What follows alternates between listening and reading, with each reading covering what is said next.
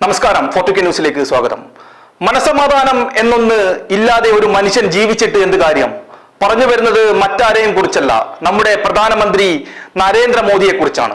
2024 June മാസം 3-ാം ഊഴം കഷ്ടിച്ച് ലഭിച്ച നരേന്ദ്രമോദിക്ക് ഒരു ദിവസം പോലും മനസമാധാനം നൽകാതെയുള്ള നീക്കങ്ങളാണ് ഇന്ത്യ മുന്നണി നേതാക്കൾ നടത്തിക്കൊണ്ടിരിക്കുന്നത്. ഓരോ ദിവസം കൂടുന്തോറും നരേന്ദ്രമോദിയെയും BJP-യെയും പ്രതിസന്ധിയുടെ പടികുഴിയിലേക്ക് എത്തിക്കുകയാണ് ഇന്ത്യ സഖ്യം.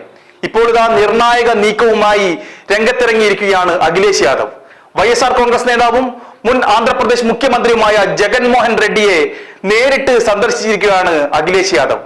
TDP നേതാവും ആന്ധ്ര മുഖ്യമന്ത്രിയുമായ ചന്ദ്രബാബു നായിഡുവുമായി ജഗൻമോഹൻ റെഡ്ഡിക്കുള്ള ഭിന്നതയുടെ പശ്ചാത്തലത്തിൽ ആ അവസരം മുതലെടുത്ത് ജഗനെ ഇന്ത്യ മുന്നണിയിലേക്ക് എത്തിക്കുവാനുള്ള നീക്കത്തിന്റെ ഭാഗമായാണ് അഖിലേഷിന്റെ സന്ദർശനം എന്നുള്ള വാർത്തകളാണ് ഇപ്പോൾ സമൂഹ മാധ്യമങ്ങളിൽ പ്രചരിച്ചുകൊണ്ടിരിക്കുന്നത്. കഴിഞ്ഞ മോദി സർക്കാരിൽ BJP-യെയും നരേന്ദ്രമോദിയെയും എല്ലാ ഘട്ടത്തിലും പിന്തുണ നൽകി പല പ്രധാന ബില്ലുകളും പാസാക്കുവാൻ നിർണായക പിന്തുണ നൽകിയ ജഗനെ ഇപ്പോൾ അധികാരം നഷ്ടപ്പെട്ടതോടെ കരിമ്പിൻ ചണ്ടി പോലെ വലിച്ചെറിഞ്ഞു എന്ന് വേണം പറയാൻ. നരേന്ദ്രമോദിയുമായും BJP-യുമായും കടുത്ത അഭിപ്രായ വ്യത്യാസമുള്ള ജഗൻമോഹനെ അഖിലേഷ് യാദവ് സന്ദർശിച്ചത് BJP-യിൽ ഞെട്ടലുളവാക്കിയിട്ടുണ്ട് എന്നുള്ള വാർത്തകളാണ് ഇപ്പോൾ പുറത്തു വന്നുകൊണ്ടിരിക്കുന്നത്.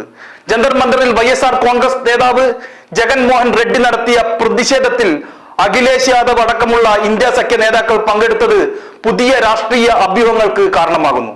ഇന്ത്യ സഖ്യത്തിലേക്ക് ജഗനെ കൊണ്ടുവരാൻ ഒരുങ്ങുന്നു എന്ന നിലയിലാണ് നീക്കത്തെ വ്യാഖ്യാനിക്കുന്നത്. അതേസമയം വിഷയത്തിൽ ജഗൻ പ്രതികരണമൊന്നും നടത്തിയിട്ടില്ല. ചന്ദ്രബാബു നായിഡു അധികാരമേറ്റതോടെ ആന്ധ്രാപ്രദേശിൽ ക്രമസമാധാന നില തകർന്നെന്നാരോപിച്ചായിരുന്നു മുൻ മുഖ്യമന്ത്രി കൂടിയായ ജഗൻമോഹൻ റെഡ്ഡിയുടെ നേതൃത്വത്തിലുള്ള പ്രതിഷേധം. അഖിലേഷ് യാദവാണ് ഈ പ്രതിഷേധത്തിൽ പങ്കെടുക്കാൻ എത്തിയ ആദ്യ ഇന്ത്യ സഖ്യ നേതാവ്.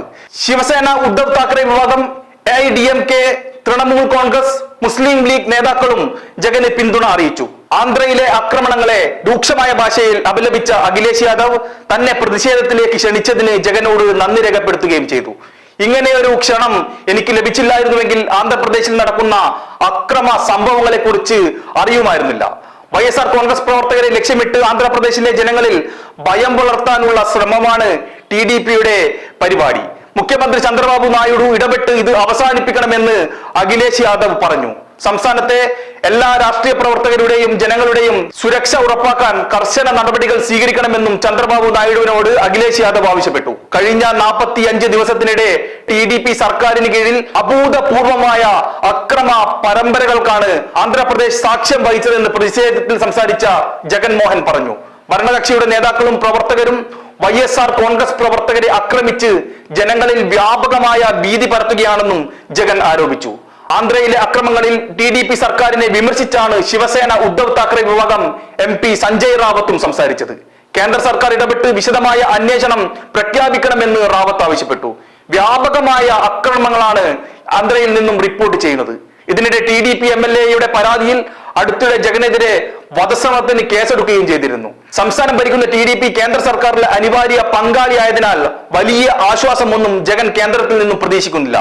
ഈ ഒരു പശ്ചാത്തലത്തിലാണ് ഇന്ത്യ സഖ്യം ജഗന്റെ പ്രതിഷേധ പന്തലിലേക്ക് എത്തുന്നത്. സമവാക്യങ്ങൾ മാറുമോ എന്നാണ് രാഷ്ട്രീയ കേന്ദ്രങ്ങൾ ഇനി ഉറ്റുനോക്കുന്നത്. നിലവിൽ 11 രാജ്യസഭാ അംഗങ്ങളും 4 ലോക്സഭാ MP-മാരും ഉണ്ടെങ്കിലും കേന്ദ്രത്തിൽ ആർക്ക് പിന്തുണ കൊടുക്കുമെന്ന് ജഗൻമോഹൻ റെഡ്ഡി പ്രഖ്യാപിച്ചിട്ടില്ല. കഴിഞ്ഞ കാലങ്ങളിൽ BJP-യെ പിന്തുണയ്ക്കുന്ന നിലപാടാണ് ജഗൻ സ്വീകരിച്ചിരുന്നത്. സ്പീക്കർ തെരഞ്ഞെടുപ്പിലും സമാന നിലപാടായിരുന്നു. എന്നാൽ പുതിയ പശ്ചാത്തലത്തിൽ എന്തെങ്കിലും ചാഞ്ചാട്ടം ജഗൻമോഹന് സംഭവിക്കുമോ എന്നാണ് അറിയേണ്ടത്. എന്തായാലും ഇന്ത്യ മുന്നണിയുടെ ഈ നീക്കത്തിൽ പകച്ചിരിക്കുന്ന BJP ഏത് വിധേനയും ജഗനെ വീണ്ടും NDA പാളയത്തിൽ എത്തിക്കാനുള്ള ശ്രമം നടത്തിയേക്കും. എന്നാൽ ഇന്ത്യ മുന്നണിയുടെ ഈ നീക്കം രണ്ടും കൽപ്പിച്ചുള്ളതാണെന്നുള്ള വാർത്തകളാണ് ഇപ്പോൾ പുറത്തു വന്നുകൊണ്ടിരിക്കുന്നത്. ജഗന്റെ പിന്തുണ കൂടി നേടി ഇന്ത്യ മുന്നണിയെ പതിയെ ശക്തിപ്പെടുത്താനുള്ള നീക്കമാണ് ഇന്ത്യ സഖ്യം നടത്തുന്നത് എന്നാണ് പല രാഷ്ട്രീയ നിരീക്ഷകരും വിലയിരുത്തുന്നത്. എന്തായാലും കാത്തിരുന്നു കാണാം ഇന്ത്യ മുന്നണിയിലേക്ക് ജഗൻ കാലെടുത്തു വെക്കുമോ എന്നുള്ളത്.